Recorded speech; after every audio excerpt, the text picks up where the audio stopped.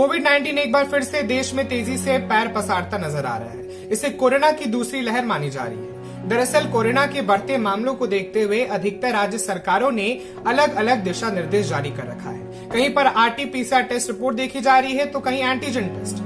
आइए आज समझते हैं इन दोनों टेस्ट के बीच अंतर क्या है, कैसे होता है रैपिड एंटीजन टेस्ट। इस टेस्ट के लिए नाक में एक पतली से नली से सैंपल लिया जाता है। नाक से लिए गए उस लिक्विड को टेस्ट किट में डाला जाता है। ये किट थोड़ी ही देर में बता देता है कि जिसका सैंपल डाला गया है वो कोरोना वायरस से संक्रमित है या नहीं। ये किट उसी तरह होता है जैसे प्रेगनेंसी टेस्ट किट होती है। सैंपल डालने के बाद अगर 2 रेड लाइन आती है इसका मतलब है कि व्यक्ति कोरोना पॉजिटिव है, और अगर सिर्फ 1 लाइन आती है तो मतलब है कि व्यक्ति कोरोना नेगेटिव है। पॉजिटिव मिलने पर व्यक्ति को तुरंत इलाज कराना शुरू कर देना चाहिए, और अगर किसी का टेस्ट नेगेटिव आया और उसमें कोरोना के लक्षण हैं, तो फिर उसका आरटी-पीसीआर टेस्ट किया जाता है, जिससे एकदम पक्का हो जाता है कि व्यक्ति संक्रमित है या नहीं। जब real time PCR test negative आता है तब माना जाता है कि उसमें कोरोना वायरस का संक्रमण नहीं है।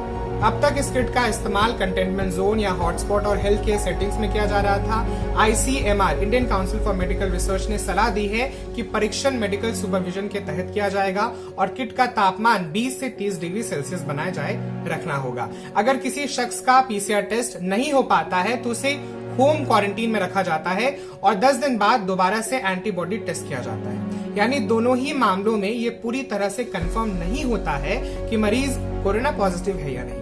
कंफर्म रिपोर्ट के लिए रियल टाइम पीसीआर टेस्ट ही कराना होता है। हालांकि ये पता चल जाता है कि व्यक्ति का शरीर कोविड-19 से लड़ने के लिए एंटीबॉडी बना पा रहा है या नहीं। अब ये तो हुआ एंटीजन टेस्ट। अब समझते हैं क्या है आरटी-पीसीआर टेस्ट।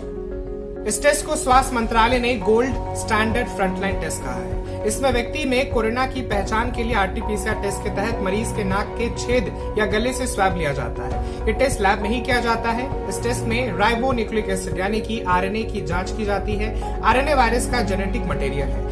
अब अगर मरीज से लिए गए सैंपल का जेनेटिक सीक्वेंस कोविड वायरस के जेनेटिक सीक्वेंस से मिल जाता है तो मतलब है कि व्यक्ति कोरोना पॉजिटिव है।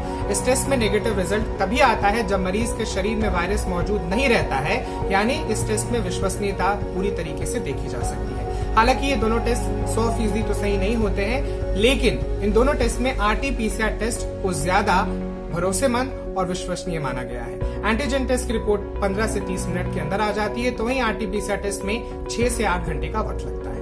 इसी के साथ इस वीडियो में सिर्फ इतना ही। आपके साथ था मैं पीयूष प्रियदर्शी। मिलते हैं आप सबसे अगले वीडियो में, तब तक के लिए बने रहें यूथ वॉइस के साथ।